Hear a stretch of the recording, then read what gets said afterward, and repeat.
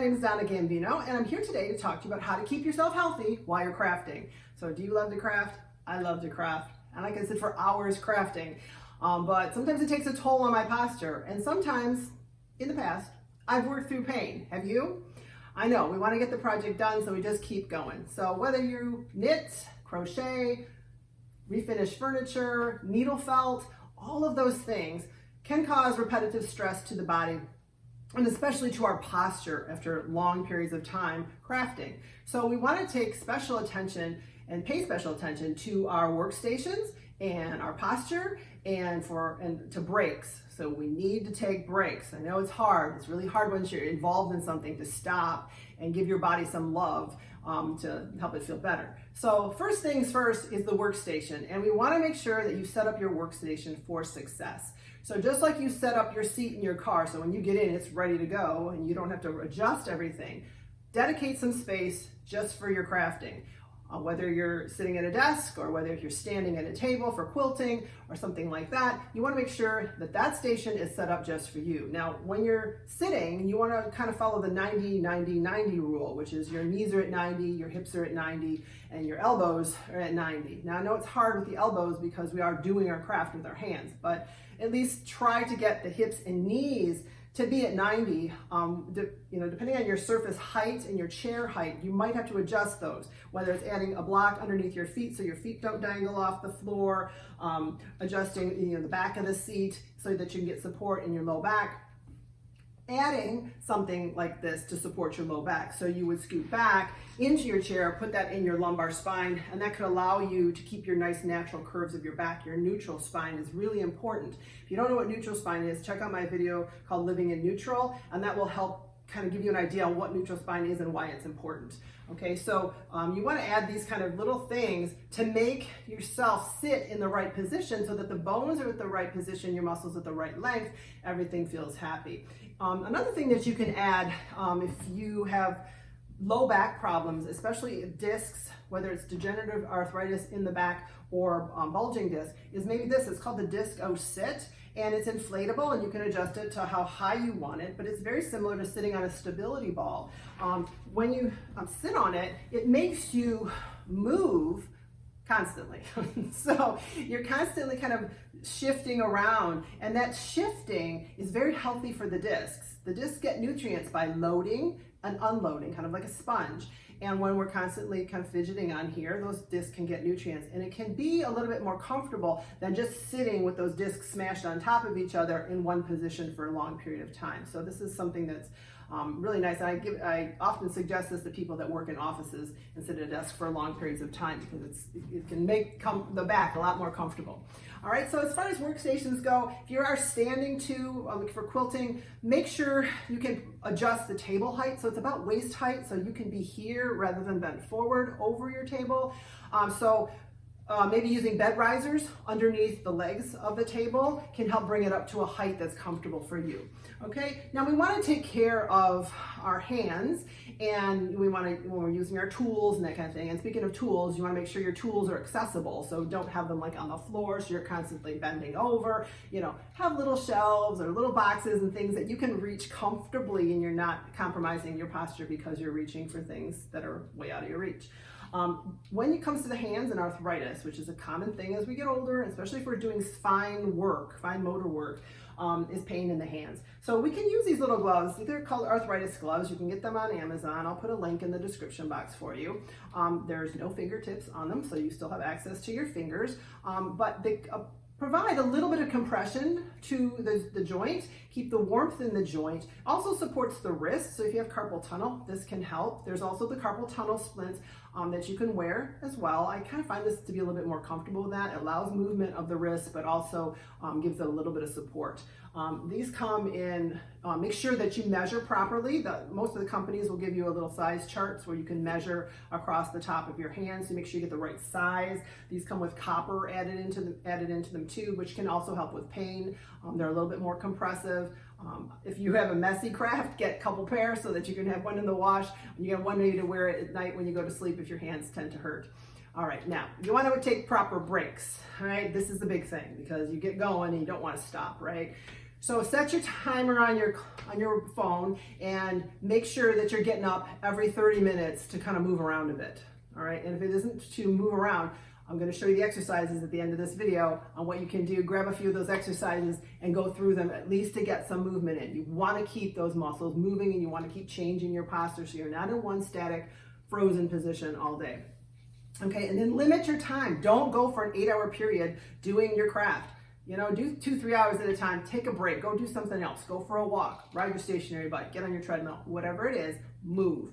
And that will really help to decrease the effects of long-term sitting and, you know, static posture throughout the day. All right, so let's get into the exercises. So the first thing you want to do is breathe, because, you know, you've been sitting and you're focused, and have you consciously breathed, you know? So you're going to take some nice breaths in. You're going to inhale through the nose and then exhale. And I want you to focus on taking in a nice big belly breath.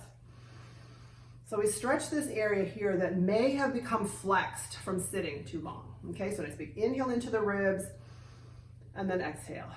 Do 4 to 6 of those. And then we're going to get into the neck, okay? Because the neck is a common area of pain, and when we start to get stuff going on here, it transfers down into the shoulder, okay? So we're looking down at whatever we're doing, flexing here, making these muscles tight, making these muscles long and weak, and then it sets us up for problems. So the first thing we're going to do is stretch these neck muscles. Some of them are called the scalenes. The other ones are the sternocleidomastoid. These muscles in through the neck here. So all the exercise will be done in the chair. So just grab the side of your chair, okay? Lift up nice and tall, and then tilt your head to the side. So right there, just by anchoring this arm down at the chair and then taking your head over, you're going to feel a nice stretch into the side of the neck here. And just breathe into that. All the stretches require deep breathing. So you're going to breathe into the nose and exhale. And then very gently, you're going to look up towards the ceiling.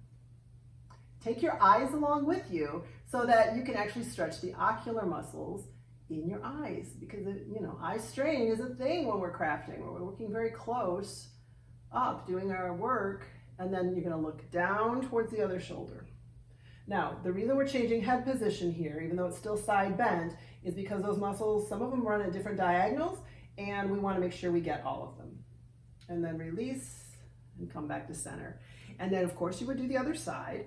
And then the next one you're going to kind of go into is right into another neck movement, and that's just rotation. So you're just going to look from side to side. Because when we're always looking down, we're not, you know, twisting our neck. And we want to make sure that our joints can do all of the natural range of motion of the joints to keep them healthy and lubricated. That helps to decrease postural fatigue as well. All right, now working our way down. We're just starting from the head and working our way down. We're going to go into the chest, because this is commonly what happens when we're crafting for long periods of time. Even if you're sitting on your couch and you're crocheting, and this happens. I know it does. I've seen it. I've done it. So you're going to reach back, grab your seat, okay? Grab underneath your seat or the back of your chair, whichever kind of chair you have. Lift the chest, widen your legs a little bit, and then just lean forward. So call this the Titanic stretch, all right? So here you are, hanging off the Titanic, opening up your chest, lifting your sternum, which is right here. Taking a big breath, and as you take in the big breath, open up your belly. And then exhale. Okay, take a few of those breaths in. Nice big stretch. Open the shoulders up, so you don't want them here when you're stretching. Open up, and squeeze those scapulas together behind you. And exhale. Okay, so opening up those pectoralis muscles, opening up the rotator cuff muscles. That one is really, really, really important. All right, now, going down into the legs, of course, we have the hip flexors and the hamstrings. Let's do our hamstrings first. So you're just going to come to the edge of your chair, straighten out one leg, flex your foot, keep your knee nice and straight, keep your back straight, and just tip forward. You can hold on to your chair here if you need to, but just tip forward. You'll feel the back of your leg get a stretch and the back of your calf. You're pulling your toes up towards your nose with a nice flexed foot. You're going to hold that for 30 seconds. And then, of course, you'll repeat on the other side. Now, we're going to scooch over in our chair so that we can let this one leg fall off the chair. Okay, we're at the end of the chair, so sit at the end of your chair, and then you're just going to lean back and get a hip flexor stretch open here, opening up the front of the hip. Those of you that have low back pain and you have a big sway in your low back, this is the muscle that you need to stretch. So you want to get that hip flexor in there. And you'll just, again, hold for 30 seconds at least. Then you'll sit up, bring that knee in, and you'll switch over and do the other side. Now, going into the low back, because that's a common area we start off good, right? We start off sitting right, and then after a couple minutes, we start slouching down. So let's kind of open up those lumbar vertebrae. So you're gonna sit up nice and tall first, then you're gonna tuck under your pelvis, and then lift your pelvis up. So nice little tuck back, little pelvic tilts, and lift up. Now, this is a basic movement, but when we're doing that into those vertebrae, we get a nice movement and glide through the joints, which helps lubricate the joints. Movement creates synovial fluid in the joint, which is a lubricant that causes our joints to move nice and smooth. Okay, and we don't move and we sit too long. You know that effect when you sit at a dinner party and then you get up and you're like, oh, and you can't move. Okay, it's from sitting too long and not lubricating that joint. All right, now we have to get into a twist here for our low back. So sit up at the edge of your chair again, grab your opposite knee, grab the other side of the chair, lift tall, twist and look to the back of the chair with your eyes too. Take those eyes along with you so you can stretch out those ocular muscles. You're getting a nice candy cane stripe twist from the base of your spine all the way up to your neck. Take a few breaths and then bring it back to center. And of course, you'll do the other side. All right, we got all of those in. Let's get our hands, because the hands are what do the craft, right? It's what's created your craft. So fist circles, make a fist. And then nice little circles both ways. Just a little warm up. Okay, I gotta work those wrist bones. There's a lot of bones into the wrist. If you have carpal tunnel, all of these stretches are good for you. Okay, and then you're gonna take those fists and then just flex down. Now we're stretching those muscles over the top of the hand to the elbow here. Those are the tennis elbow muscles. Okay, the wrist extensors, they attach out here at the outer side of the elbow. That's commonly called lateral epicondylitis. By making a fist, we're giving an extra stretch. If that's too painful for you, just straighten your fingers. And then we go to the opposite way and stretch the wrist flexors. So reach up here, push away. Now you can hold that, and if you want to make it more intense, grab all 4 fingers and pull them back. So now we've opened up all of this through and underneath here, they're attached to the inside part of the elbow. All right, and we'll do that on both sides, obviously. And then little fist and flare. So fist and flare, like jazz hand, all right? Just to pump some fluid into those joints. It's a gentle little squeeze, okay? Don't make it like, but nice little squeeze and release, just to pump some fluid through those hands. All right, and then the last thing you can do, if you have some tennis balls, grab them. You can do this on the floor or on your surface, and just place the ball underneath your hand and then just circle around in the palm of that hand, just to loosen up that connective tissue, the fascia on the palm. And then look at your thumb, follow it down. There's a nice little thick area of muscle there, kind of looks like a drumstick. Put your thumb, that muscle, on the ball and just give it a nice roll through that saddle joint there. Thumb does a lot of work, right? Because whatever you're doing with your craft, you're using that opposition of your fingers there. And of course, you would do both sides. So I hope you found that helpful, and I hope these exercises can help make your crafting a lot more comfortable, your posture a lot more comfortable. And if you do them regularly, you're gonna see some changes, and maybe you won't be so achy after you've worked a long day doing whatever you're doing. So just keep in mind that any good posture program and stretching program needs to be followed up with regular exercise that addresses posture strength, because you want that endurance for your posture, okay? Just doing these stretches is not gonna keep you in good posture. You have to do some strengthening along with that. So if you'd like to do that, you can join me at one of my online classes. Just see the link in the description box and they'll tell you what classes I have going on. If you found this helpful, please give it a thumbs up. It helps me get seen on YouTube, and consider subscribing. I'd love to have you here. Give me some ideas for things you'd like to learn about, and I'd be happy to do a video for you. So thanks for joining me today. Hope you found this enjoyable, and I'll see you next time. Bye.